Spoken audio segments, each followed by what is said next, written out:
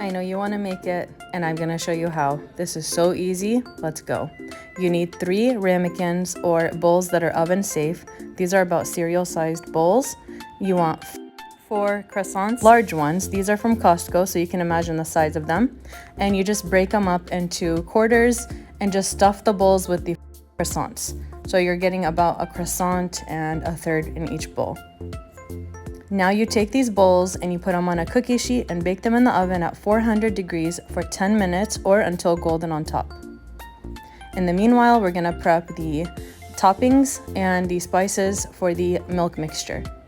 Here you have some whole milk, some heavy cream. Now we're gonna add some sugar, some cardamom powder, a few pieces of saffron, and some cinnamon. You're just going to heat this up together. You don't need it to come to a boil even, just a light simmer, so I have it on low. By the time this heats up, the croissants should be done in the oven, and we'll be ready to make our Ali. This is what the beautiful croissants look like once they're out of the oven.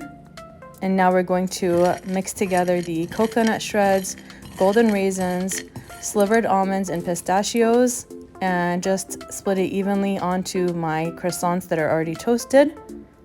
And now I'm going to equally distribute the milk mixture. This is so good, you guys, and so easy. It took me about 45 minutes from start to finish, and it's so good. So now that we have the milk mixture evenly on all of them, I'm going to bake them in the oven for 18 minutes on 400 degrees.